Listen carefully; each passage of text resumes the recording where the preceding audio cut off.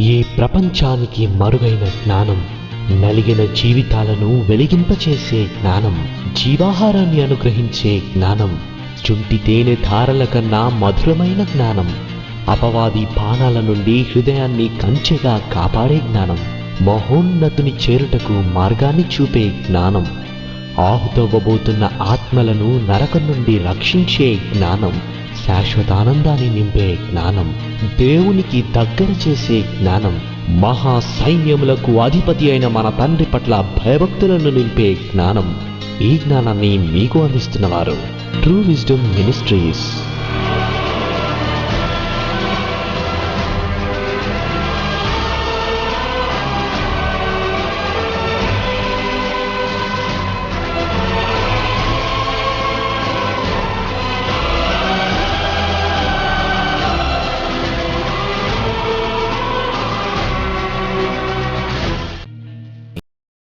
క్షేమముగా చేర్చి అమూల్యమైనటువంటి మా ఆత్మలను రక్షించగలిగే శక్తిగల మీ మాటలను ఆలోచించుటకు, గ్రహించుటకు మీరు చూపినటువంటి కృప కొరకు దయచేసి కృతజ్ఞతలు చెల్లిస్తున్నారు. ప్రతి మాటను మీ పిల్లలు సరైన పద్ధతిలో ఆలోచించి మీ వద్దకు చేరుటలో మరొక అడుగు ఈ మాటల ద్వారా మీ పిల్లలందరూ కలిసి ముందుకు వేయునట్లుగా సహాయం చేయమని మీ ప్రియకుమారుడు, మా ప్రభు ప్రియ రక్షకుడైన యేసుస్వామి వారి మహాపరిశుద్ధమైన నామములో ఈ ప్రార్థన అడుగుచున్నాను తండ్రి, ఆమెన్. ప్రియమైన దేవుని వారలారా, ఈ 3వ దినానికి దేవుడు మనలందరినీ క్షేమంగా చేర్చాడు. గత 2 రోజులుగా ఎప్పుడు ఇక్కడ విని ఎరుగనంత గొప్ప మాటలను మీరందరూ కూడా వింటూ ఉన్నారు, ఆలోచిస్తున్నారు. ఈ 3వ దినాన క్రైస్తవులకు మాత్రమే కాక మనిషి జన్మ ఎత్తిన ప్రతి ఒక్కరూ తప్పకుండా ఆలోచించవలసినటువంటి అవసరమైన మాటలు కాదు, కానీ అత్యవసరమైన మాటలు ముందుకు తీసుకుని రావాలని అభిప్రాయపడుతున్నాను. నపుంసకులు లేదా హిజ్రాలు దేవుడు వారి పట్ల ఎంతటి ప్రేమ కలిగి ఉన్నాడో చరిత్రను ఒక్కసారి తొంగి చూస్తే ఎంతటి మేధావులుగా వారు కనబడుతున్నారో నిన్నటి మాటల్లో మీరు విన్నారు. తిరిగి సుమారు 2000 సంవత్సరాల తర్వాత తిరిగి వారిని దేవుని యొద్దకు చేర్చే ప్రయత్నం ఈరోజు మీ ముందుకు జరుగుతోంది. ఇకపోతే గత 2 రోజులుగా మొదటి వర్తమానంలో మానవ శరీరం, ఆ శరీరములో అవయవాలు, వీటి గురించి మనం ఎన్నో విషయాలు మాట్లాడుకుంటున్నాం. కనబడుతున్న అవయవాల గురించి మనం ఎక్కువగా ఆలోచిస్తూ ఉంటాం. కంటికి కనబడే అవయవాల గురించి మనం ఎక్కువగా ఆలోచిస్తుంటాం. చాలా అత్యవసరమైన మాట అని అందుకే ముందే చెప్పాను. ఈ మాటలన్నీ కూడా దయచేసి మీ ఏకాగ్రతను దెబ్బ తిననివ్వకుండా ప్రతి మాటను ఈరోజు మీరు ఆలోచించాలి. నిన్నటి దినాన్ని అనుకుంటాను, బహుశా ముఖ్య ప్రసంగికులు సునీల్ కుమార్ గారు మాట్లాడుతూ ఈ అవయవాలను తల్లి గర్భములో నిర్మిస్తున్నది దేవుడే, కానీ నిర్మించాలంటే దానికి సంబంధించిన మెటీరియల్ తల్లి ఇవ్వాలి, తండ్రి ఇవ్వాలి అని ఒక మాట అన్నాడు. నిజం. తల్లి తన ఆరోగ్యాన్ని ఎంత కాపాడుకుంటే బిడ్డ అంత ఆరోగ్యకరంగా పుడతాడు. బేసిక్ థింగ్ ఇది, చిన్న సూత్రం. అలాగే తండ్రి కూడా. తండ్రి ఎంత ఆరోగ్యంగా ఉంటే పుట్టబోవు బిడ్డ అంత ఆరోగ్యకరంగా పుట్టగలడు. కారణం, ఒక బిడ్డలోనికి తండ్రి నుంచి 23 క్రోమోసోమ్స్. అలాగే తల్లి నుంచి కూడా 23 క్రోమోసోమ్స్ అని అంటారు వీటిని. జన్యు పదార్థాల తునకలు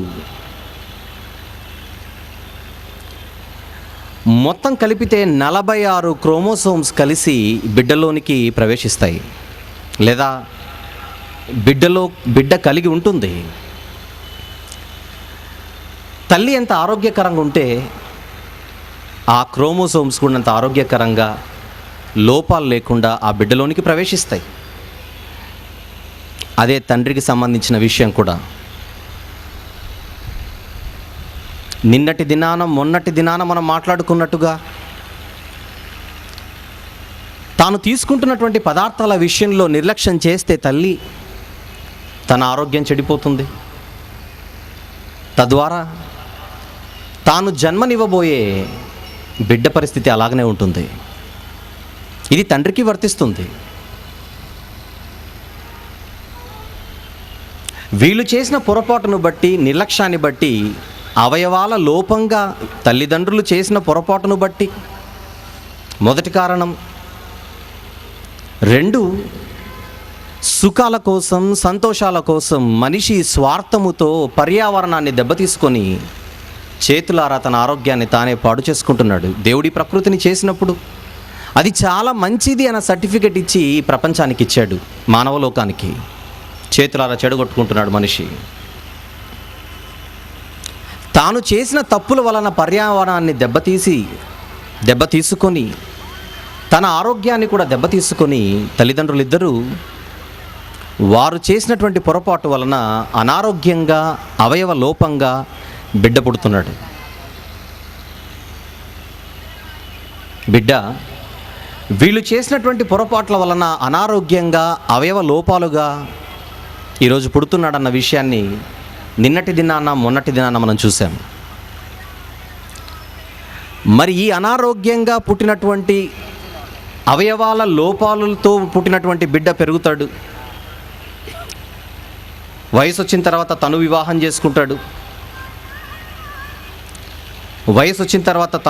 చేసుకుంటాడు. ఏదో ఒకరోజు తను మరొక బిడ్డకు జన్మనిస్తాడు. మరి ఆ బిడ్డ ఎలా పుడతాడు? అవకాశాలు పుట్టబో ఆ బిడ్డ కూడా ఏదో ఒక లోపంతో పుట్టే అవకాశాలు ఉన్నాయి. కానీ చేసింది తప్పెవరు? తన తండ్రి కాదు, తాతగారు, నాన్నమ్మ గారు లేదా అమ్మమ్మ. గనక మన తరములో ఎవరో ఎక్కడో ఏదో తప్పు చేశారు, పొరపాటు చేశారు, దాని ప్రభావం రాబో సంతానానికంతా ఖచ్చితంగా పడి తీరుతుంది. దీనినే పారంపర్య కారణము. 3వ కారణం మొదటి రోజు చెప్పాను. పిల్లలు అవయవ లోపాలతో పుట్టుటకు ప్రధానంగా 3 కారణాలు ఉన్నాయని ప్రపంచ వైద్య శాస్త్రం, అందులోని శాస్త్రజ్ఞులు వీరు ఆలోచించినప్పుడు కొన్ని వాస్తవాలను ప్రజల ముందు పెట్టినప్పుడు, మొదటిది పదార్థాల కారణమని, 2 పర్యావరణ కారణమని, 3 పారంపర్య కారణము అన్న దానిని బయటికి తీసుకొని వచ్చారు. ఇంతవరకు గత 2 రోజులు, ఈరోజు ఇప్పటి వరకు మీరు విన్నది అదే. అలా అవయవ లోపాలతో పుట్టినటువంటి ప్రతి ఒక్కరూ ఖచ్చితంగా బాధపడతారు. ఏంటి బయటికి కనబడుతున్న మా అవయవాలు ఇలాగున్నాయి? వారిని చూసినప్పుడు కూడా ఇతరులు అలాగనే ఆలోచిస్తున్నారు. బయటికి కనబడే అవయవాలు సరిగ్గా లేవని బాధపడుతున్న సోదరులు, సోదరిమణులు, వారి గురించి బాధపడుతున్న వారు కూడా అనేక మంది సమాజంలో ఉన్నారు. బాధపడుతున్నవారు, బాధితులు ఎవరైనా ఈరోజు ఈ కొద్ది నిమిషాల పాటు మీరు వినబోయే మాటలు చాలా జాగ్రత్తగా మీరు ఆలోచించాలి. ఈరోజు మనం ధరించుకున్న శరీరం అన్న పదాన్ని నేను ప్రయోగించాను. ధరించుకున్న శరీరం. ప్రతిరోజు మనం వస్త్రాలు ధరిస్తాం. ఈరోజు వేసుకున్నటువంటి వస్త్రాన్ని రేపు తీసేయాలి. రేపు మరొక వస్త్రం. ప్రతిరోజు ఈ వస్త్రాలను మనం తీసేస్తాం, మార్చుకుంటాం. మార్చిన నీవు వేరు, నీవు ధరించిన వస్త్రము వేరు. ఆలోచించాలి. నేను వస్త్రాన్నండి అని అనకూడదు. వస్త్రాన్ని ధరించినంత మాత్రాన నేను వేరు, వస్త్రం వేరు. అందరికీ అర్థమైందనే నేను అనుకుంటున్నాను ఇప్పుడు. Very good. అలా ముందుకెళితే ఏదో ఒకరోజు మనందరము కూడా ఖచ్చితంగా కన్ను మూసి తీరాలి. మరణం అందరికీ తథ్యం. ఖచ్చితంగా ప్రతి ఒక్కరు ఈ లోకాన్ని వదిలి వెళ్ళిపోవాలి. నాకు చావు రాదండి అని ఒక పురుషుడు అనకూడదు, నాకు చావు రాదండి అని ఒక స్త్రీ అనకూడదు, ఎవరు అనకూడదు. అందరి బంధువు మరణం. ఎప్పటికైనా ఖచ్చితంగా మరణించి తీరాలి. ఒక మరణించినటువంటి వ్యక్తి ఇంటికి వెళితే ముందర ఒక ఆకారం మనకు కనబడుతుంది, ఒక పెట్టెలోనో లేదా ఒక మంచం పైననో. కుటుంబ సభ్యులందరూ కూడా ఏడుస్తూ ఉంటారని మీకు తెలుసు. ఇరుగు పొరుగు వారు వాళ్ళ ఏడుపులు చూసి వీళ్ళు బాధపడ్డం సహజంగా మనం చూసే దృశ్యాలు ఇవన్నీ కూడా. అప్పుడు వాళ్ళు మాట్లాడుకుంటున్నప్పుడు వారు ఉపయోగించే కొన్ని పదాలు ఈరోజు మీరు జాగ్రత్తగా ఆలోచించాలి. ఏమంటారు? ఉదాహరణకు సుబ్బారావు గారు అనుకుందాం. ఆ పేరు గల వాళ్ళు ఎవరైనా ఉంటే క్షమించండి. ఆయన కన్ను మూశారు. కుటుంబ సభ్యులు మిగిలిన వారు ఆయన గురించి వాళ్ళు మాట్లాడే మాటలు. ఉదయం మాతో కూడా లేచి కాఫీ తాగారండి, న్యూస్ పేపర్ చదువుతున్నారు, టిఫిన్ తెమ్మని చెప్పారు, తెచ్చేలోపు ఆయన వెళ్ళిపోయారు. మళ్ళీ చెబుతున్నాను, టిఫిన్ తెమ్మన్నారు, తెచ్చేలోపు ఆయన వెళ్ళిపోయారు, తెచ్చేలోపు ఆయన వెళ్ళిపోయారు, తెచ్చేలోపు ఆయన వెళ్ళిపోయారు. ఈ మాట వాళ్ళు అంటున్నప్పటికీ సుబ్బారావు గారి ఆకారం అంతవరకు శరీరముగా పిలువబడి ఇప్పుడు శవంగా పిలువబడుతోంది. అది అక్కడే ఉంది, మంచం మీదనే ఉంది, పెట్టెలోనే ఉంది. కళ్ళ ముందు సుబ్బారావు గారి దేహం, శరీరం, కాయం అది కంటికి కనబడుతున్నప్పుడు వాళ్ళు ఉపయోగించే పదాలు ఏంటవి? టిఫిన్ తెచ్చే లోపల ఆయన వెళ్ళిపోయారు. వెళ్ళిపోయాడా? సుబ్బారావు గారు లేరా? వెళ్ళిపోయాడా? మళ్ళీ అక్కడ ఉంటున్నది ఎవరు? కాదా సుబ్బారావు గారు? నో, సుబ్బారావు గారు కాదు. ఆయన వెళ్ళిపోయారని భార్య అంటోంది, ఆయన వెళ్ళిపోయారని తల్లి అంటోంది, పిల్లలు అంటున్నారు, తండ్రి అంటున్నాడు, స్నేహితులు అంటున్నారు, ఇరుగు పొరుగు వారు అంటున్నారు ఆయన లేడని. మళ్ళీ ఉన్నదెవరు? ఆయన అంతవరకు ధరించుకున్న ఒక వస్త్రము లాంటిదే ఆ దేహం. టైం వచ్చింది, విడిచాడు, వెళ్ళిపోయాడు. టైం వచ్చింది, విడిచాడు, వెళ్ళిపోయాడు. ఎవరు? సుబ్బారావు గారు. ఈ వాస్తవం, ఈ సంఘటన కేవలం సుబ్బారావు గారికే వర్తిస్తుందా, మనందరికీ వర్తిస్తుందా చెప్పండి? ఏదో ఒకరోజు మనందరము కూడా ఈరోజు మనము ధరించుకున్న ఈ దేహం, శరీరం, కాయం, కట్టె, మీ ఇష్టమే ఏ బాడీ ఇంగ్లీష్లో, ఇంకా మీకు తెలిసిన వేరే భాష ఉంటే ఆ భాషలో మీరేమైనా పిలవండి. మీరు ధరించుకున్న, మీరు ప్రేమిస్తున్న, మీరు గొప్పగా ఫీల్ అయ్యే ఏ శరీరం అయితే ఉందో, అద్దం ముందు నిలుచుకున్నప్పుడు ఏ ఆకారం అయితే మీ కంటికి కనబడుతుందో దానిని ఏదో ఒక రోజు మీరు వదిలి తీరాలి, నాతో సహా. ఈ వస్త్రాలు నేను తీసేసినప్పుడు నిన్న ధరించుకున్న వస్త్రాలు ఈరోజు నాకు లేవు. ఈరోజు ధరించుకున్న ఈ వస్త్రాలు రేపు ఉండవు. అలాంటప్పుడు ఈ వస్త్రము వేరు, నేను వేరు అన్నది నిజమైతే ఏదో ఒక రోజు విడిచిపెడుతున్నాను గనుక ఈ వస్త్రము వేరు, నేను వేరు అన్నది మీకు అర్థమైతే, మరి నా దేహాన్ని నేను ఏదో ఒక రోజు విడిచిపెట్టవలసిన అన్నది నిజమైనప్పుడు నేను నా దేహము ఒక్కటా? ఎవరన్నారు? నేను వేరు, నా వస్త్రం వేరు, నేను వేరు, నా వాచ్ వేరు, నేను వేరు, నా టై వేరు, నేను వేరు, నా దేహము వేరు. డాక్టర్ దగ్గరికి వెళ్తారు, నా కాలు ఎందుకో చాలా నొప్పిగా ఉందండి. నా కాలు నా కాలు, నా చెయ్యి, నా తల, నా నోరు, నా ముక్కు, నా చెవులు, నా మెడ. ఏంటా భాష?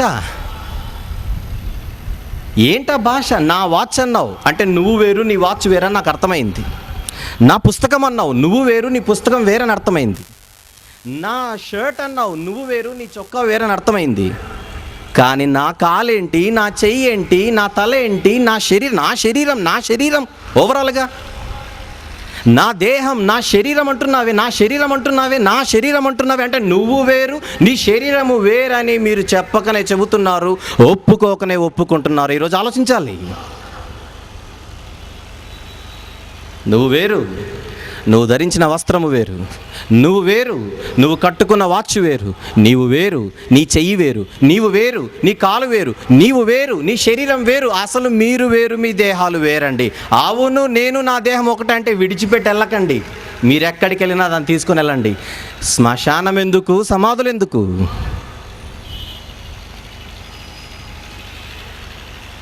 శరీరం వేరు, మనము వేరు. శరీరము వేరు, మనం వేరు. ఇప్పుడు ఇంకొక మాట అడుగుతాను. ఇప్పుడు నేను వేసుకున్న ఈ షర్ట్ ఒక బటన్ ఊడిపోయింది, ఎక్కడో చినిగింది. దాని గురించి నేను జీవితాంతం బాధపడవలసిన అవసరం ఉందా? ఆలోచించండి. నాకేమైనా అయితే నేను బాధపడాలి, కానీ నా షర్ట్కి ఏదన్నా అయితే మరీ నా జీవితమే కొల్లేరైపోయింది, నా కొంప కొల్లేరైపోయింది అన్నంత బిల్డప్ ఇవ్వకూడదు. కారణం ఇది నేను కాదు. ఈ విషయం మీరు అర్థం చేసుకోగలిగితే, శరీరం కొంతమంది పొట్టివారుగా ఉంటారు, మరీ పొట్టివారు. సర్కస్లలో ఎక్కువగా చూస్తుంటాం వీరిని. బఫూన్లుగా, జోకర్లుగా మనకు కనబడుతుంటారు. తెలుగులో మరుగుజ్జులు అని పిలుస్తారు, ఇంగ్లీష్లో డ్వార్ఫ్స్ అని పిలుస్తారు. చాలా పొట్టిగా ఉంటారు, తెలుసు మీకు. పొట్టిగున్నంత మాత్రాన మనుషులు కారా? నో, మనుషులే. వాళ్ళ ముందు మనము నిలబడ్డాం అనుకోండి, ఎత్తుగా కనపడతాం, వాళ్ళ దృష్టిలో గొప్పగా కనపడతాం. దేహము ఆకారములో పొట్టిగా ఉన్నారు గనక, చిన్నగా ఉన్నారు గనక వాళ్ళకు మాత్రమే చావు వస్తుందని, ఎత్తుగా ఉన్నాం గనక మనకు చావు రాదని ఎవరైనా అంటారా? చెప్పండి. పొట్టి దేహాన్ని వాళ్ళు వదలాలి, ఎత్తుగా ఉన్న ఈ దేహాన్ని నేను వదలాలి. ఆకారం చిన్న ఇల్లు ఉంటుంది, పెద్ద ఇల్లు ఉంటుంది. చిన్న ఇంటిలో నివసించడానికే చిన్న ఇల్లు ఉంది, పెద్ద ఇల్లు ఉంటే ఆ పెద్ద ఇల్లు నివసించడానికే ఉంది.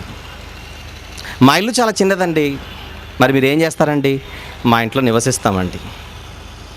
మరి మీ ఇల్లు చాలా పెద్దదండి, మళ్ళీ మీరేం చేస్తారండి? మీరు నివసించాలండి.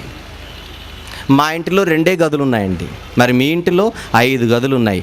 5 గదులున్నా ఆ ఇంటిలో నువ్వు చేసేది ఒకటే, 2 గదులున్నా నా ఇంటిలో నేను చేసేది ఒకటే, నివసించడం.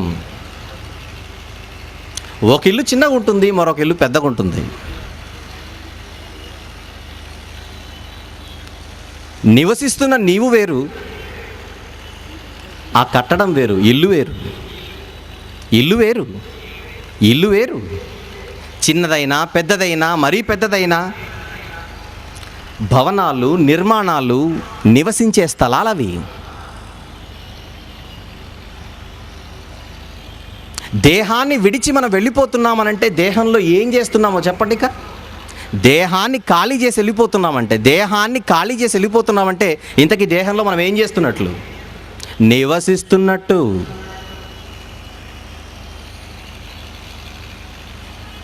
ఇంటికి చేరతాం, ఇంట్లో కొద్ది రోజులు ఉంటాం, అవసరమైతే ఏదో ఒక రోజు ఆ ఇంటిని ఏం చేస్తాం? ఖాళీ చేస్తాం. ఖాళీ చేసి వెళ్ళిపోతున్నావో గనుక నువ్వు వేరు, ఇల్లు వేరు. నీ దేహాన్ని కూడా నువ్వు వదిలి వెళ్ళిపోతున్నావంటే నువ్వు వేరు, నీ దేహం వేరనేకా. మరి ఏం చేస్తున్నాం? ఈ దేహంలో నివసిస్తున్నందుకు ఆ భవనం, రాళ్లతో ఇటుకలతో కట్టబడిన ఆ భవనం ఇల్లు అని మీరు పేరు పెడితే ఈ దేహములో కూడా మనం నివసిస్తున్నప్పుడు ఈ దేహం ఇల్లు కాదా? దీనికి కూడా ఇల్లు అనే పేరు పెట్టింటే బాగుండేది. పేరు పెట్టడం రాక మనం ఏదో దేహం అనుకున్నాం.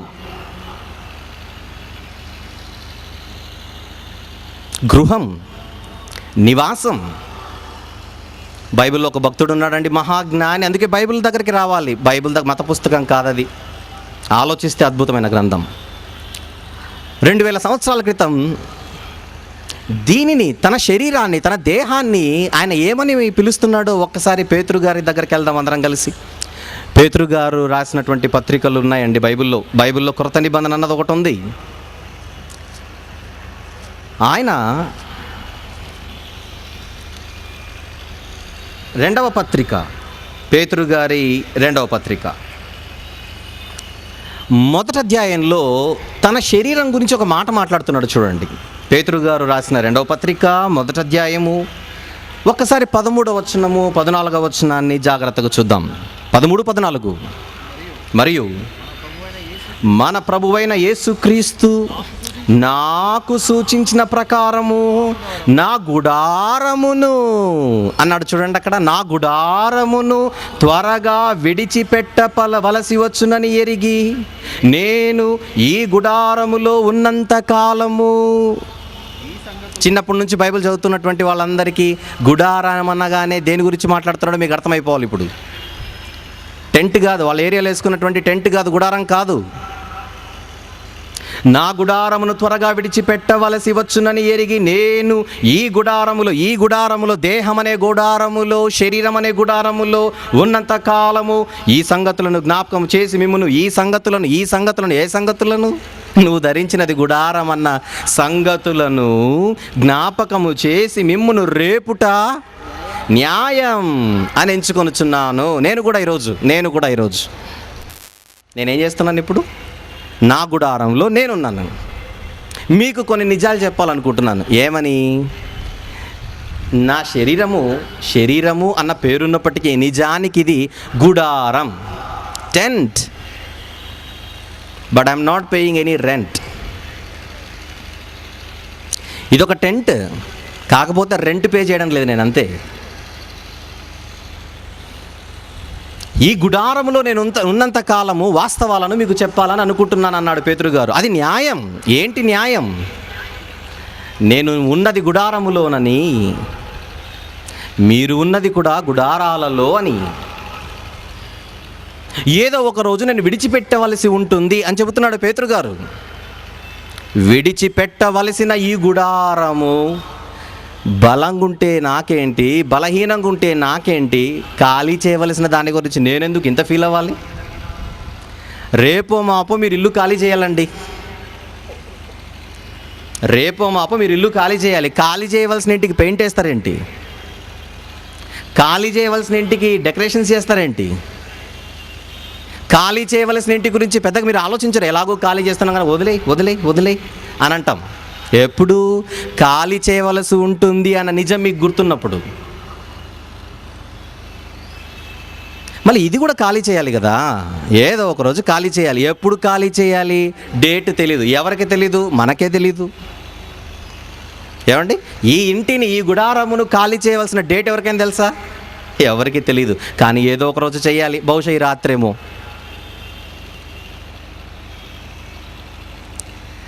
ఖాళీ చేయవలసింది మాత్రం గ్యారంటీ అండి, గ్యారంటీ. అది గ్యారంటీ అని అర్థమైన తర్వాత దీని గురించి నేను అంతగా ఆలోచించవలసిన అవసరం నాకు లేదు. దీని గురించి నేను బాధపడవలసిన అవసరం అంతకంటే లేదు. 2 చేతులు ఉంటేనేంటి, ఒక చెయ్యి ఉంటే ఏంటి? 2 కాళ్ళు ఉంటే ఏంటి, ఒక కాళ్ళు ఉంటే ఏంటి? 2 గదులు ఉంటే ఏంటి, ఒక గది ఉంటే ఏంటి? మీకు అర్థం కావాలి భాష. ఖాళీ చేయవలసిన నా ఇల్లు ఒకటి ఉంది, 7 గదులు ఉంటే ఏంటి, 5 ఉంటే ఏంటి, 3 ఉంటే ఏంటి, 2 ఉంటే ఏంటి? ఖాళీ చేయాలి. నాకెందుకు దాని గురించి అంత ఫీలింగ్? ఎందుకంటే ఈ మధ్య వెంట్రుకలు ఊడిపోతున్నాయి అని తెగ ఫీల్ అయిపోతుంటాం మనం చాలా సందర్భాల్లో. నీకెందుకు బాధ? దేహం, గుడారం, ఇది ఇక మీదట మీరు దీనిని చూసి చాలా ఆనందపడిపోతుంటాం మనం, చాలా ఆనందపడిపోతున్నాం. అదే చెప్పాను, చిన్నవాడు డ్వార్ఫ్, పొట్టివాడు, మరుగుజ్జుగా పిలువబడుతున్నాడు. ఏదో ఒక రోజు ఖాళీ చేస్తాడు. శరీరాన్ని ఏమనమని చెప్పాను? ఇప్పుడు శరీరాన్ని ఏమని అనమని చెప్పానో చెప్పండి. ఇల్లు, టెంట్ అన్నాడు బైబిల్లో, గుడారం అన్నాడు, నివాసం అన్నాడు. ఇప్పుడు అడుగుతున్నాను, ఒక చిన్నవాడు మన దృష్టిలో ఆకారంలో చిన్నగా కనబడుతున్న వ్యక్తి ఏదో ఒక రోజు ఆ టెంట్ను వదిలి వెళ్ళాలి, విడిచి వెళ్ళాలి. అతని శరీరమా, అతని ఇల్లా, అతని గుడారమా, ఏదైనా కాకపోతే చిన్న ఇల్లు, చిన్న ఇల్లు. మరి మనవి మనం ధరించుకున్నవి అతనితో పోలిస్తే పెద్ద ఇల్లు. శరీరాలు కాదు బాబోయ్, మీరు శరీరాలు అనుకునే ఇంతవరకు తెచ్చేసుకున్న సమస్యలన్నీ. మనవి పెద్ద ఇల్లు. ఎవరితో పోలిస్తే? ఆ చిన్నవాడితో పోలిస్తే. చైనా దేశం ఉంది. చైనా దేశం తెలుసు మీకు, చైనీస్, జాపనీస్. మనకంటే పొట్టిగా ఉంటారు వాళ్ళు, వాళ్ళకంటే కొంచెం ఎత్తుగా ఉంటారు, కానీ మనకంటే వాళ్ళు పొట్టిగా ఉంటారు. మరుగుజ్జుల కంటే చైనీయులు ఎత్తుగా ఉంటారు, అంటే ఇంకొంచెం ఎత్తుగా ఉన్న ఇల్లు. ఇంకా బాగా చెప్పాలంటే 2 floors ఉన్నాయండి వాళ్ళ ఇంటికి. చిన్నవారిది గ్రౌండ్ ఫ్లోర్, వీళ్ళది 2 floors, మనవి 3 floors. ఎత్తు. మనకంటే ఎత్తుగా ఉన్న వాళ్ళు ఉన్నారా లేరా ప్రపంచంలో చెప్పండి? అయ్యో ఉన్నారు. Europeans and western countries, Europe దేశాలలో ఉన్నవాళ్ళు, ఇంకా మిగిలిన పాశ్చాత్య, యూరప్ ఈజ్ ఆల్సో పాశ్చాత్య దేశాలు, అమెరికాలో ఉన్నవాళ్ళు, ఇంగ్లాండ్లో ఉన్నవాళ్ళు, వీళ్ళు మనకంటే ఇంకా శరీరంలో ఎత్తుగా ఉన్నవారు. ఇప్పుడు వాళ్ళని చూసి మనం ఏడవాళ్ళ ఏంటి? ఎడుదామా? ఆకారంలో మనకంటే చిన్నవారు, ఆకారంలో మనకంటే పెద్దవారు ఉన్నారు, కానీ చిన్నవాళ్ళు చావాలి, మనము మరణించాలి, వాళ్ళు వాళ్ళ శరీరాలను వదిలి తీరాలి. ఇక ఓవరాల్గా యావరేజ్గా ఆలోచిస్తే అందరికంటే ఎత్తుగా ఉన్నది ఆఫ్రికన్స్. సాధారణంగా బలంగా ఉంటారు, చాలా దృఢకాయులు, బలమైన వారు, బలవంతులు. కానీ ఏదో ఒకరోజు వాళ్ళు కూడా వాళ్ళ దేహాలను వదిలి తీరాలి. నేను పెద్దవాడిని కదా అని కాలరెగరేయకూడదు, బలమైన వాడిని కదా అని కాలరెగరేయకూడదు. ఎందుకంటే నువ్వు దేని గురించి అయితే గొప్ప చెప్పుకుంటున్నావో దాన్ని ఏదో ఒక రోజు నువ్వు వదిలి వెళ్ళాలి. దేని గురించి అయితే నువ్వు బాధపడుతున్నావో, దేని గురించి మనిషి బాధపడతాడు? శరీరం గురించే. దేని గురించి మనిషి గర్వంగా ఫీల్ అవుతాడు? ఆ శరీరం గురించే. అదే శరీరము గూర్చి, అదే శరీరమును చూసి కొంతమంది గర్వపడుతున్నారు, అదే శరీరమును చూసి కొంతమంది బాధపడుతున్నారు. బాధపడుతున్న వారైనా, గర్వపడుతున్న వారైనా ఖచ్చితంగా ఏదో ఒక రోజు దాన్ని వదిలి వెళ్ళాలి. బయటికి కనబడుతున్న ఈ ఆకారం గురించి పెద్దగా మీరు ఆలోచించకండి, ఎందుకంటే వదిలి వెళ్ళాలన్నది నిజము కనుక. అయితే ఈ దేహాన్ని తల్లి గర్భములో మనం మాట్లాడుకుంటున్న పరమాత్ముడు, దేవుడు అద్భుతంగా నిర్మించాడండి. అద్భుతంగా నిర్మించాడు. చాలా అద్భుతమైన నిర్మాణం ఇది. ఈ సకల కోటి జీవరాశులలో అన్నిటికంటే శ్రేష్టమైన బ్రతుకు మనది. మనిషిగా పుట్టినందుకు గర్విద్దాం, మనిషిగా పుట్టినందుకు ఆనందిద్దాం. ఒక్కసారి ఊహించుకోండి, మనిషిగా జన్మనెత్తవకుండా ఏ జంతువుగానో, ఏ పక్షిగానో, ఏ పురుగుగానో, ఏ సముద్ర చేపలగానో మనం పుట్టింటే ఈరోజు ఇంత వైభవం మనకు ఉండేదా? ఉండేదో లేదో మీకు అర్థం కావాలంటే ఇప్పుడు నేను ఒక ఆఫర్ ఇస్తాను మీకు. ఒక ఆఫర్. ఒకవేళ రేపు ఇంకొక అవతారం ఎత్తే అవకాశం ఉంటే, ఒకవేళ ఉంటే అనుకోండి కొద్దిసేపు, రేపు మరొక అవతారం ఎత్తవలసి ఉంటే మీరు ఎవరైనా జంతు అవతారం ఎత్తడానికి సిద్ధంగా ఉన్నారా? ఎనీబడి? జంతు అవతారం ఎవరు ఎత్తట్లేదు అంటే మీకు ఇష్టం లేదు. ఎందుకు ఇష్టం లేదు? ఇది చాలా గొప్పదని మీరు ఒప్పుకుంటున్నారు. మరి జంతువు అండి, ఒక ఏనుగకు పుట్టండి, ఇంకేంటి ఇంతకంటే పెద్ద ఆఫర్? ఏనుగండి, పోనీ వద్దు, సింహం అండి, మృగరాజు. నువ్వు సింహంగా పుట్టడానికి ఇష్టం లేదు, ఏనుగుగా పుట్టడానికి ఇష్టం లేదు, ఎలుకగా పుట్టడానికి అంతకంటే ఇష్టంగా లేదు. ఎందుకు? ఉన్న సకల కోటి జీవరాశులలో మన బ్రతుకు అన్నిటికంటే గొప్పదని మీరు నమ్ముతున్నారు గనుక ఈ బ్రతుకు మనకు రావడమే మన అదృష్టం. ఈ ఆకారము మనకు రావడమే అదృష్టం. 2 కాళ్ళ మీద ఎంత చక్కగా మనం నిలబడగలుగుతున్నాం. కానీ ఒక జంతువుకి ఆ ఛాన్స్ లేదు. ఖచ్చితంగా వంగాలి, 4 కాళ్ళ మీద నిలబడాలి. ఆ ఆకారం అందంగా ఉందా? మన ఆకారం అందంగా ఉందా? చెప్పండి. మనదే అందమైనదే. కానీ దీని దేవుడు ఎంత గొప్పగా చేశాడో ఒక భక్తుడు, ఎంత అద్భుతంగా చేశాడో దీని గురించి ఒక భక్తుడు ఆశ్చర్యపోయాడని మహారాజు, కింగ్, ఆయన పేరు దావీదు. తాను రాసిన 139వ కీర్తనలో ఒక్కసారి తన నిర్మాణము గురించి ఆయన ఎంత అబ్బురపడ్డాడో, ఆశ్చర్యపడ్డాడో ఒక్కసారి మీ బైబిల్ ఓపెన్ చేసి చూడండి. మహారాజు దావీదు గారు, రాజ్యాన్ని ఏలుతున్న రాజు, 139వ కీర్తన 13వ వచనమును ఒక్కసారి చూద్దాం ప్రియులారా. 13వ వచనం, నా అంతరింద్రియములను తండ్రి దేవా నీవే కలుగజేసితివి, నా తల్లి గర్భమందు నన్ను నిర్మించిన వాడవు నీవే తండ్రి. నీవు నన్ను కలుగజేసిన విధము చూడగా నాకు భయం వేసిపోతుంది, ఆశ్చర్యం అవుతోంది. ఆశ్చర్యం, ఆశ్చర్యం, భయం, ఆశ్చర్యం. ఏంటిది? నాకు కన్ను కావాలని నేను ఎప్పుడు కోరుకోలేదే, కానీ కన్ను వచ్చేసింది. నా కుమారుడికి కన్ను ఇవ్వాలని మా అమ్మ అనుకోలేదు, మా నాన్న అనుకోలేదు, కానీ నాకు కన్ను అయితే వచ్చింది. తల వచ్చేసింది, అవయవాలను వచ్చేసాయి. ఎప్పుడు నిరూపింపబడుతున్నాయో, ఎప్పుడు రూపింపబడుతున్నాయో నా తల్లికి తెలియదు, నా తండ్రికి తెలియదు. కానీ లోపల పని చేస్తున్నది మాత్రం తండ్రి హస్తాలు. నీవు నన్ను కలుగజేసిన విధము చూడగా నాకు భయమును ఆశ్చర్యము కలుగుచున్నవి అని ఒక మహారాజు అంటున్నాడు. ఎక్కడో గొర్రెలు కాయచున్న నన్ను తీసుకొని వచ్చి సింహాసనం పైన కూర్చోబెట్టావే, అది చూడగా నాకు భయమును ఆశ్చర్యం అనట్లేదు దావీదు గారు. ఆయన శరీర నిర్మాణము గురించి ఒక్కసారి ఆలోచిస్తుంటే మహారాజైన దావీదు గారికి భయము, ఆశ్చర్యం పుడుతోంది. ఎందుకంటే తన అవయవ నిర్మాణం అంత గొప్పది, ఎవరు చేయలేరు. ఈ శరీరంలో ప్రవహిస్తున్న రక్తం, ఎవరు చేయలేరండి, ఎవరు చేయలేరు. ఈ మధ్యకాలంలో ఒక రోబోను తయారు చేశారు లండన్లో. దాని పేరు ర్యాక్స్ అని పేరు పెట్టారు. దాన్ని బయోనిక్ రోబో అని పెట్టారు. బయోనిక్ రోబో మనలాగే అవయవాలు చూపించాలని, మనలాగే అవయవాలు నిర్మించాలని ఎంతో ప్రయత్నం చేశారు, కానీ చూడగానే తెలిసిపోతుంది అది రోబో అని. మనంత ఫ్రీగా దాని కదలికలు లేవు, మనలాగా అది ఆలోచించలేదు.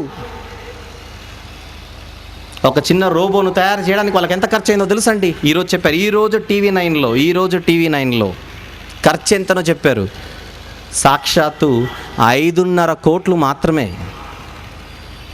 ఒక రోబోను తయారు చేయుటకు. 5.5 కోట్లు ఒక రోబో. రాడ్లతో, కడ్డీలతో ఉన్న అవయవాలను చూపించుటకు, రూపొందించుటకు 5.5 కోట్లు. కానీ మనం రోబోలు కాదే, మనం రోబోలం కాదే. ఎంత గొప్పదండి! ఎంత చక్కని కదలికలు, ఎంత చక్కని చూపులు, ఎంత చక్కని మాటలు, ఎంత చక్కని వినికిడి, ఎంత చక్కని ఆలోచించే మహాజ్ఞానం, పవర్. ఇదంతా తల్లి గర్భంలో జరుగుతోంది. ఇదంతా రూపకర్త, సృష్టికర్త దేవుడు. అద్భుతం. అందుకే ఈ నిర్మాణం అంటే మనకంత ప్రేమ, అందుకే ఈ శరీరం అంటే అంత ఆనందం, ఇష్టం. వదిలి వెళ్ళాలంటే మన మనసు ఒప్పుకోదు. ఒక జంతువుగా పుట్టమంటే ఎవరు ఒప్పుకోవట్లేదు, ఒక పక్షిగా పుట్టమంటే ఎవరు ఒప్పుకోవట్లేదు. ఎందుకంటే శరీరం అంత గొప్పదని మీరు అనుకుంటున్నారు. దేవుని పని అలాంటిది. మరి అంత గొప్ప నిర్మాణములో ఏదో ఒకటి బలహీనంగా ఉందని మీరెందుకు బాధపడతారు అనవసరంగా? ఎందుకంటే అంత గొప్పది ఇచ్చినప్పటికీ ఒక మాట చెప్పాడు, నరులారా ఏదో ఒక రోజు మీరు మీ దేహాన్ని వదిలి తిరిగి వచ్చేయండి అంటున్నాడు తండ్రి. ఎందుకంటే తండ్రి ఎవరని విన్నాం గత మొదటి రోజున? దేవుడు ఆత్మ. ఆ ఆత్మకు పుట్టిన వారు మనందరము కూడా. మొదటి మానవుడు ఆదామైతే శరీర నిర్మాణం గురించి మొదటి రోజు మీరు వర్తమానంలో విన్నారు. దేవుడైన యెహోవా నేలమంటితో నరుని చేసి వాని నాసికా రంధ్రములలో జీవవాయువును ఊదగా అతడు జీవ ఆత్మ అయ్యాడు. ఎందుకు ఆత్మ అయ్యాడు? ఆత్మ నుంచి విభజింపబడ్డాడు గనుక. ఆ మొదటి మానవుడే దేహాన్ని వదిలి వెళ్ళిపోయాడు. దేవుని స్వహస్తాలతో నిర్మింపబడిన ఆ శరీరాన్ని వదిలి ఆదాము గారు మొదటి మానవుడు వదిలి వెళ్ళిపోయాడు. ఇది అందమైనదైనా, బలమైనదైనా, ఘనమైనదైనా, చిన్నదైనా, పొట్టిదైనా, ఏదైనా ఏదో ఒక రోజు దీన్ని వదిలి మనం వెళ్ళిపోవాలి. అది సత్యం, అది నిజం. కానీ ఈ శరీర నిర్మాణం మాత్రం చాలా గొప్పది, చాలా గొప్పది, చాలా గొప్పది. బయటికి కనబడుతున్న ఆకారం అవయవాలు, బయటికి కనబడుతున్న ఆకారం అవయవాలు. ఈ అవయవాలను చూసి మనం పొంగిపోతున్నాం. మీరు అనుకున్నట్టుగా లేకపోతే బాధపడుతున్నాం. ఇప్పుడు అసలు విషయం చెబుతాను. మనల్ని కలిగించిన దేవుడు ప్రతి క్షణం మనల్ని చూస్తూనే ఉన్నాడు. కలిగించిన వాడు మనల్ని చూస్తూనే ఉన్నాడు. చూస్తున్నాడు. కొన్ని వేల సంవత్సరాల క్రితం ప్రారంభకాలం అది. మొదటి మానవులు పుట్టారు, జన్మించారు. ఆదాము హవ్వలు. అది జరిగిన కొద్ది కాలానికి ప్రతి క్షణం ఈ నరులను చూస్తున్న దేవుడు ఒక కాలం వచ్చేసరికి ఆ నరుల పరిస్థితిని చూసి ఆయన ఎలా ఫీల్ అయ్యాడో, దేనిని బట్టి ఆయన ఆ ఫీలింగ్లోకి వచ్చాడో ఈ మాటలు మీరు దయచేసి బైబిల్ ఓపెన్ చేసి చూడాలి. ప్రారంభ పుస్తకం బైబిల్లో ఆదికాండము 6వ అధ్యాయము 5-6 వచనములు జాగ్రత్తగా చూద్దాం ప్రియులారా. ఆదికాండము 6వ అధ్యాయము 5-6 వచనములు. నరులు చెడిపోయారు. ఆ నరుల చెడుతనము భూమి మీద గొప్పదని ఇప్పుడు చూడాలండి మీరందరూ. వారి హృదయము యొక్క తలంపులలోని ఊహ అంతా ఎల్లప్పుడూ కేవలము చెడ్డదని సృష్టికర్త అయిన దేవుడు చూస్తున్నాడు. దేని చూశాడు? నరులకు శరీరాలను ఇచ్చిన, తల్లి గర్భములో శరీరాలను రూపొందించిన సృష్టికర్త, రూపకర్త, కుమ్మరి ఆ దేవుడు నరులను చూస్తున్నప్పుడు ఆయన కన్నులు ఎక్కడ పడ్డాయో చెప్పండి. అవయవాల మీద కాదు, బయటికి కంటికి కనబడుతున్న అవయవాల మీద కాదు ఆయన దృష్టి. ఎక్కడ పడిందో చూడండి ఆయన దృష్టి. వారి హృదయము దగ్గరికి వెళ్ళిపోయిందండి ఆయన చూపు. ఆ హృదయము దగ్గరికి ఎక్కడికి వెళ్ళిపోయింది? ఆ హృదయము యొక్క తలంపులు, ఆ తలంపులలోని ఊహ. శరీరములో అవయవాలు బాగలేవని మనం బాధపడుతున్నాం. ఈ శరీరాన్ని రూపొందించిన దేవుడు దేన్ని చూసి బాధపడుతున్నాడు చెప్పండి?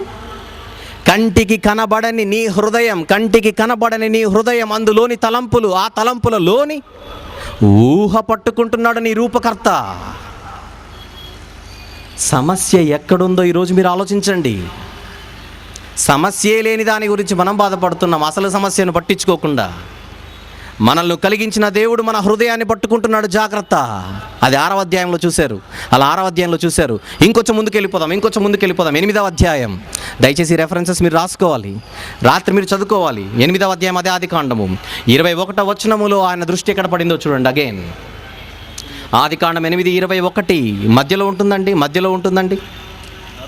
ఎందుకనగా నరుల హృదయాలోచన వారి బాల్యము నుండి చెడ్డది. పిల్లల్ని కూడా ఎక్కడ పట్టుకుంటున్నాడు దేవుడు? హృదయం, అందులోని ఆలోచనలు, అందులోని తలంపులు, ఆ తలంపులలోని ఊహ ఎప్పటి నుంచి చెడ్డదన్న సర్టిఫికెట్ ఇచ్చాడో చెప్పండి నరజాతికి. బాల్యము నుండి చెడ్డది. కలిగించిన వాడు, జన్మనిచ్చిన వాడు, ఆయన దృష్టి ఎక్కడుందో ఈరోజు మీరు ఆలోచించండి. నల్లగున్నాననో, తెల్లగున్నాననో, ఎత్తుగున్నాననో, పొట్టిగున్నాననో గర్వించక, సంతోషించక, దుఃఖపడక ఈ వాస్తవాలను ఈరోజు మీరు గ్రహించాలి. సమూయేలు మొదటి గ్రంథం తీయాలి రెఫరెన్సెస్. సమూయేలు మొదటి గ్రంథం 17వ అధ్యాయము ప్లీజ్. సమూయేలు మొదటి గ్రంథం 17వ అధ్యాయము 7వ వచనములో ప్రవక్త అయిన సమూయేలు గారికి దేవుడు నేర్పిస్తున్న పాఠాలు చూడండి. సమూయేలు మొదటి గ్రంథం 17వ అధ్యాయం 7వ వచనం. అయితే యెహోవా సమూయేలుతో ఇలాగు సెలవిచ్చెను, అతని రూపమును అతని ఎత్తును నువ్వు లక్ష్య పెట్టకు. అతని రూపమును, రూపమనగా ఆకారం, అతని ఆకారము లేదా అతని రూపమును లక్ష్య పెట్టకు. మనుష్యులు లక్ష్య పెట్టు వాటిని నేను లక్ష్య పెట్టను. ఏం చెబుతున్నాడంటే ఆ మాటలు. మనుషులు లక్ష్య పెట్టు వాటిని దేవుడు లక్ష్య పెట్టడు. నేను అతన్ని త్రోసివేసి ఉన్నాను. మనుష్యులు అండర్లైన్ మనుష్యులు పైరూపమును లక్ష్య పెట్టుదురు, కానీ యెహోవా హృదయమును లక్ష్య పెట్టును. క్షమించండి, 16వ అధ్యాయము మనం చదువుకుంటున్నది 16వ అధ్యాయము. సమూయేలు మొదటి గ్రంథం 16 7వ వచనం చదువుతున్నాం. మనుష్యులు లక్ష్య పెట్టు వాటిని దేవుడు లక్ష్య పెట్టడు, నేను అతని త్రోసివేసి ఉన్నాను. మనుషులు పైరూపమును లక్ష్య పెట్టుదురు, కానీ యెహోవా హృదయమును లక్ష్య పెట్టును. హృదయమును లక్ష్య పెట్టును. ఉందా బాధ హృదయం గురించి? దొంగగా దొరికిపోతున్నాం మనందరం హృదయం విషయంలో మనం దొంగలమైపోతున్నాం ఈరోజు. దేవుడు హృదయం చూస్తున్నాడు గనుక జాగ్రత్త పడండి అని అంటే మనోళ్ళు ఏం చేస్తున్నారు? హృదయం ఎక్కడుందో అని పాట పాడుతున్నాడు. ఎక్కడ హృదయం ఉందో అక్కడ ఆయన దృష్టి ఉంది, జాగ్రత్త. త్వరగా రాసుకోవాలి రెఫరెన్సెస్ అన్నీ, ఎందుకంటే అవసరం కనుక రేపు ఈ మాటలు మనం మాట్లాడుకోం. 7వ కీర్తన, కీర్తనల గ్రంథములోని 7వ కీర్తన, కీర్తనల గ్రంథం 7వ కీర్తన 9వ వచనం. 7వ కీర్తన 9వ వచనం. హృదయములను అంతరింద్రియములను పరిశీలించు దేవుడు నీ దేవుడు. సామెతల గ్రంథం 17వ అధ్యాయం 3వ వచనం రాసేసుకోండి, చాలు రెఫరెన్సెస్ రాసేసుకోండి. సామెతల గ్రంథం 17వ అధ్యాయం 3వ వచనములో కానీ, సామెతల గ్రంథం 21:2లో కానీ, సామెతల గ్రంథం 24:12లో కానీ, మళ్ళీ సామెతల గ్రంథం 17:3 కానీ, సామెతల గ్రంథం 21:2 కానీ, సామెతల గ్రంథం 24:12 కానీ, రోమీలకు రాసిన పత్రిక 8:27 కానీ, మొదటి యోహాను 3వ అధ్యాయములో 9-10 వచనములు కానీ, మొదటి యోహాను 3:20 వచనము కానీ, ఇక్కడంతా కూడా దేవుడు నీ హృదయంపై కన్నేశాడన్న విషయాన్ని మీరు చూడగలరు. అయితే ఒక వచనాన్ని మాత్రం మనందరము చూసి తీరాలి. ఇప్పుడు నేను చెప్పిన రెఫరెన్సెస్ కాకుండా ఒక మాటను మాత్రం అందరూ చూసి తీరాలి ప్లీజ్. ఇర్మియా గ్రంథము 17వ అధ్యాయము, ఇర్మియా గ్రంథము 17వ అధ్యాయములో ఎంత గొప్ప హెచ్చరిక మీ కళ్ళ ముందు కనపడుతుందో చూడండి. 9వ వచనం, ఇర్మియా గ్రంథము 17:9. హృదయము అన్నిటికంటే మోసకరమైనది, అది ఘోరమైన వ్యాధి కలది, దానిని గ్రహించగలవాడెవడు? హృదయము అన్నిటికంటే మోసకరమైనది. కాలు గురించి, చెయ్యి గురించి, చెవు గురించి, ముక్కు గురించి ఎందుకు ఫీల్ అవుతున్నావు సోదరా? నిన్ను మోసం చేస్తున్నది నీ హృదయం. అది అన్నిటికంటే మోసకరమైనది, అది ఘోరమైన వ్యాధి కలది, దాన్ని గ్రహించగలవాడెవడు? కింద 10. ఒకని ప్రవర్తనను బట్టి వాని క్రియల ఫలము చొప్పున ప్రతీకారము చేయుటకు యెహోవాను నేను హృదయమును పరిశోధించువాడను, అంతరింద్రియములను పరీక్షించువాడను. ఏమండి, ఇప్పుడు అడుగుతున్నానండి ప్రశ్న, ఈ గ్రౌండ్లో హృదయము లేని వాళ్ళు ఎవరైనా ఉన్నారా? అందరూ ఉన్నవాళ్ళే. ఉన్నారంటే మీరు ఇప్పుడు దొరికిపోతున్నారు దేవునికి.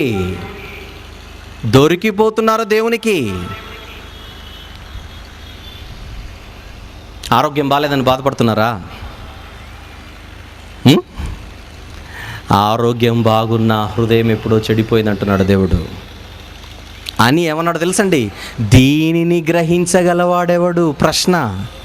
హృదయము చెడిపోయిందన్న వాస్తవాన్ని గ్రహించగలవాడెవడు? ఎవడు అంటున్నాడంటే ఎవ్వరు లేరని. ఎవడు అని అడుగుతున్నాడంటే అర్థం ఏంటి? ఎవ్వరు లేరని. ఇందులో సామాన్యులు ఉన్నారు. నా హృదయము చెడిపోయిందని గ్రహించగలిగే స్థితిలో ఒక సామాన్యుడు లేడు, ఒక ధనవంతుడు లేడు, ఒక గుమాస్తా లెవెల్లో ఉన్నటువంటి వ్యక్తి లేడు, సోదరుడు లేడు, ఒక ముఖ్యమంత్రి లెవెల్లో ఉన్నవాడు లేడు. అగ్రరాజ్యాల అధినేతల నుంచి సామాన్యుడు వరకు ప్రతి ఒక్కరిలో ఏ ఒక్కరు కూడా నా హృదయము చెడిపోయింది, దాన్ని బాగుపరచుకోవాలి, అది బలహీన పడిపోయింది, దేవుని దృష్టిలో దోషిగా నేను దొరుకుతున్నాను, నా హృదయము చెడిపోయింది, నా హృదయంలోని ఆలోచనలు చెడిపోయాయి, తలంపులు చెడిపోయాయి, ఆ తలంపులలోని ఊహ చెడిపోయింది, భ్రష్టు పట్టింది, అపవిత్రమైంది, దీనిని నేను బాగుపరుచుకోవాలన్న జ్ఞానం ఈరోజు ప్రపంచంలో పరిశోధనల పేరుతో కోటాను కోట్ల రూపాయలు ఖర్చు పెట్టి మరొక శరీరాన్ని నిర్మించాలని ఆలోచిస్తున్న శాస్త్రవేత్తల దగ్గర నుంచి నేనెందుకు పుట్టాను, నా బతుకు ఇలా ఎందుకు ఉందని ఒక ఆలోచిస్తున్న బాధపడుతున్న ఒక పేదవాడి వరకు ఎవరు ఈ సమస్యను గుర్తించట్లేదు. ఇది సమస్య. బయటికి కంటికి కనబడే ఆకారం గురించి మీరు బాధపడకండి దయచేసి. కంటికి కనిపించే అవయవాల గురించి, కంటికి కనిపించే ఈ దేహము గురించి మీరు సమస్యగా భావించక, ప్రతి మాటకు, ప్రతి చూపుకు, ప్రతి వినికిడికి, ప్రతి చేతలకు అసలు సిసలు కారణమైన హృదయం కేంద్రస్థానం. ఒక్క మాటలో మనకు అర్థం కావాలంటే ఈ చేతులు, కాళ్ళు, చెవులు, ముక్కు, నోరంతా నటులండి, కానీ దర్శకుడు ఎవరో తెలుసా? నీ హృదయం డైరెక్టర్. అక్కడ సమస్య ఉంది. దాన్ని గుర్తించి ఈరోజు ఆ హృదయం ఏం మాట్లాడమంటే ఈ నోరు అది మాట్లాడుతోంది. ఆ హృదయం ఏది చూడమంటే, ఏ చూపుతో చూడమంటే ఆ కన్ను ఇలా ఈ చూపుతో చూస్తోంది. ఏది వినమంటే ఈ చెవు అది దాంతో వింటోంది. ఏ పని చేయమంటే ఈ చేతులు ఆ హృదయం చెప్పినట్టుగా వింటున్నాయి. కాళ్ళంతే, చేతులంతే, ఈ శరీరంలోని అవయవాలన్నీ ఆ హృదయం మాట వింటూ ఒక ఆట ఆడుకుంటోంది ఈ హృదయం ఈ అవయవాలతో. ఒక ఆట ఆడుకుంటోంది ఈ హృదయం ఈ అవయవాలతో.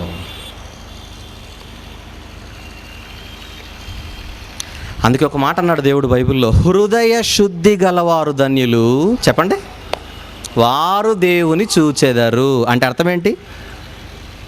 చేతులు శుద్ధున్నా, శుద్ధి లేకపోయినా, మిగిలిన అవయవాలలో ఏది ఆరోగ్యంగా ఉన్నా, ఏది అనారోగ్యంగా ఉన్నా నీకు పెద్ద సమస్య లేదు. కానీ హృదయం ఒకవేళ దేవుని దృష్టిలో చెడిపోయి ఉంటే సాక్షాత్తు దేవుని దగ్గర చోటే మనం కోల్పోతున్నాం. అది అసలు ప్రమాదం. ఈ అవయవాలన్నిటినీ హృదయము పట్టింది. మరి ఈ హృదయాన్ని పట్టింది ఎవరు? ఈ హృదయాన్ని పట్టి ఆట ఆడిస్తున్నది ఎవరు? అంగవైకల్యం. ఒకవేళ అప్పుడప్పుడు అక్కడక్కడ కొంతమందినైనా దేవుడు ఏమైనా పుట్టిస్తున్నాడు అంగవైకల్యం గల వారిని. ఒకవేళ పుట్టిస్తుంటే ఎందుకు పుట్టిస్తున్నాడు? తదితర వాస్తవాలన్నిటినీ చివరి రోజైనా రేపు మాట్లాడుకుందాం. కళ్ళు మూసుకోండి, ప్రార్థన చేసుకుందాం. ట్రూ విజ్డమ్ మినిస్ట్రీస్ లో భాగమైన ట్రూ విజ్డమ్ ట్రైనింగ్ సెంటర్ 11 సంవత్సరాల నుండి 19 సంవత్సరాల వయసు గల పిల్లలకు రెగ్యులర్ ఎడ్యుకేషన్ తో పాటు బైబిల్ ఎడ్యుకేషన్ ని కూడా అందిస్తున్నది. వీటి వివరములు మరియు మా ఇతర పరిచర్య వివరములను మా అఫీషియల్ వెబ్సైట్ www.truewisdomtv.com లో పొందగలరు. బ్రదర్ ఆర్ వంశీ గారు మాట్లాడిన ఎన్నో అద్భుతమైన ప్రసంగాల డివిడీలు సిద్ధంగా ఉన్నాయి. డివిడీల కోసం మీరు సంప్రదించవలసిన ఫోన్ నంబర్లు 04065554355 లేదా 8106882392. గమనిక, ప్రతి ఆదివారము మధ్యాహ్నము 2:30 నుండి 5 గంటల వరకు ఇంగ్లీష్ ఆరాధన కార్యక్రమము మరియు ప్రతి ఆదివారము సాయంత్రము 5:30 నుండి తెలుగు ఆరాధన కార్యక్రమము YMCA సెకండరీ బ్యాండ్ నందు జరుగును. అందరూ ఆహ్వానితులే.